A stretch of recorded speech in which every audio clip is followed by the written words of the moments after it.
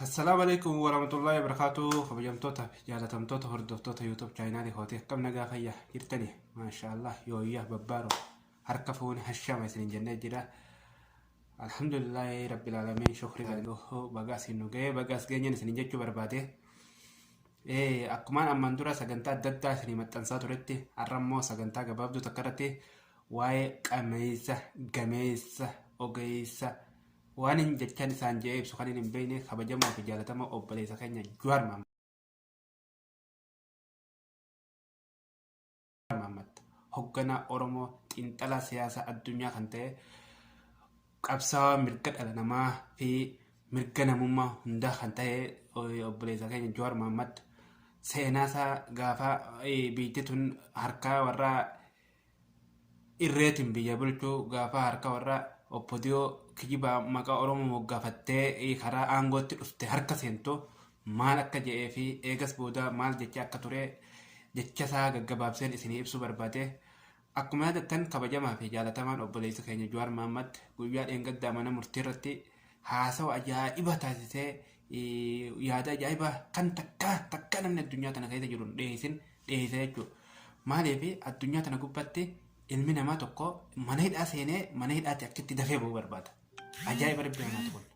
Jawaar Mohaammed ammoo kabajamoo abbaa seeraa mana hidhaa manni murtii kabajaa waan hin qabneef olaantummaan mana murtii olaantummaan seeraa kabajaa mana murtii eeggamaa waan hin jirreef abbaa alangaa guyyaa lama gaafate abbaan alangaa inni waggaa lama nuuf dabala jedhee akkasitti waan san dubbii ajaa'ibaa yeroo lammaffaatiif akka waggaa lama dabalamuuf kan gaafate kabajamaa fi jaalatamaan obboleessa keenya Jawaar Mohaammed nama abiyyi yoo isa arke akka harree dhaltuu akka saree dhaltuutti eegee hofa kaa'ee wallaahi firratti alba'u mee sodaa isaa malee eenyu namni biyya keessatti haa ta'u addunyaa tana gubbatti fuula isaa dura taa'ee ragaa itti ba'u sodaatee mee ajaa'iba lallalla ragaa itti ba'u sodaatee golga duuba taa'ee dhokatee isa duuban jechuudha. Golga duuba taa'ee akka ragaa ba'an gaafatan. Kabajamoo obboleessa keenya Jawaar Mohaammed wallaahi waan maashaallah waan hedduu nama gammachiisaati.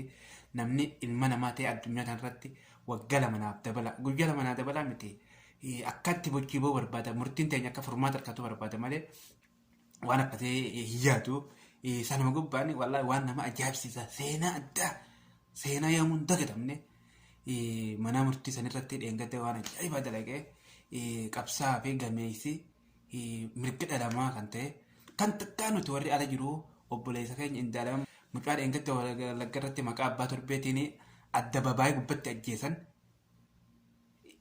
Kan takkaa namni ala jiru warri biyya keessatti fi biyya alaatis gaddaa miti waan takka hin dubbatin isaayee gabbee hin dubbatin mana murtii fuula dura dhaabbatee aangawoota mootummaa gurguddaa san fuula dura dhaabbatee jagnichi gameessi dachiin Oromiyaa magarsite dachiin Oromiyaa dhalte haati Oromoo sabboontuun abbaan Oromoo gameessi dhalee. Daqiiqa sadiif gadda isaa mataa gadi qabatee akkasitti ibsate jechuudha.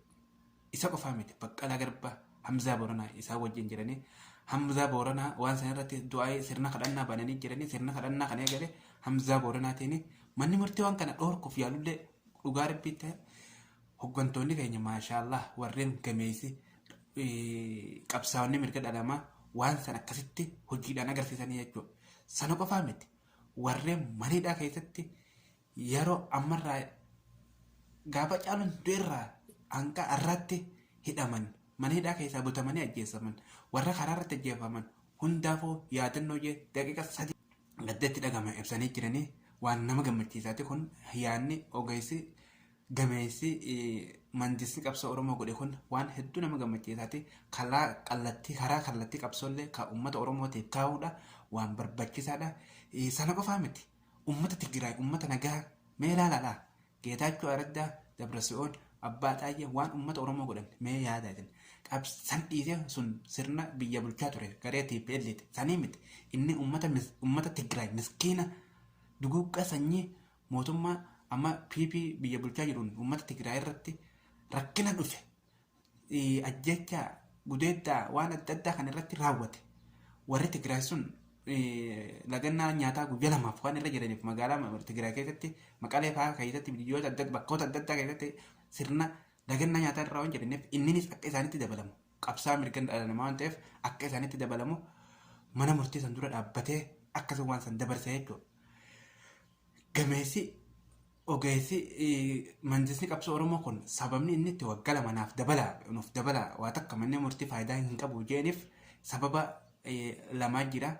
Sababni isaatis kabajaan mana murtii waan hin eegamneef namoota meeqa kakka Koloneel Gammachuu Ayyaanaallee inni kanallee fakkeenya kaasee jira. Qabsaa'aa fi ogeessa siyaasaa akka keenya qabsaa'ota siyaasaa akka keenyaa kana sababa siyaasaatiin waan hidhamaniif kakka isaanii kun hundinuu manni murtii bilisaan akka ba'u dabarsanii poolisiin karaarra qabee butee bakka inni geesse waan hin beekamneef nutis akkuma san ta'uu mala waan jedhuuf kana wanti kan dubbate obbo Baqqalaa Garbaatii achirratti manni murtii bu'aa takkaallee faayidaa takkaallee waan hin qabneef kana akka waggaa lama nu dabartan jira.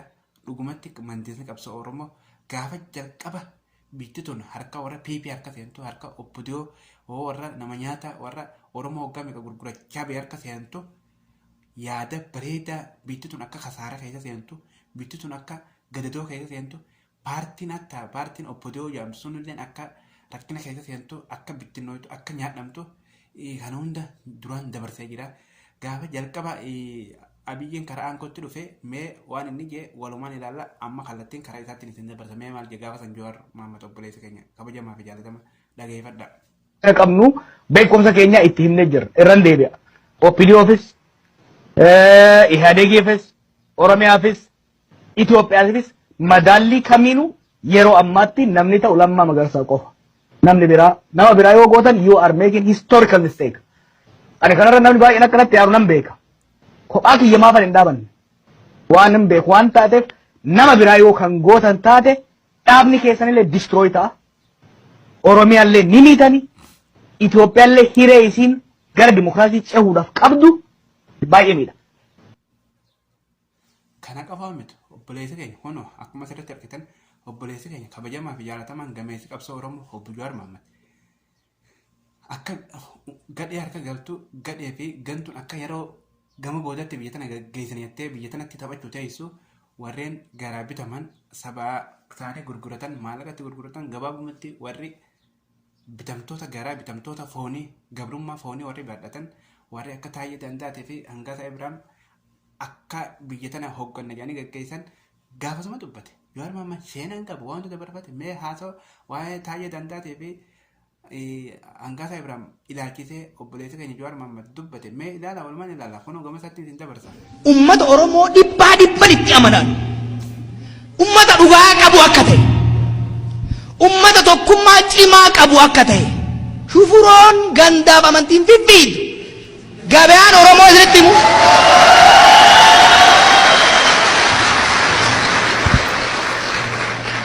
Itti himaa warra of wallaale kanatti gabaan Oromoo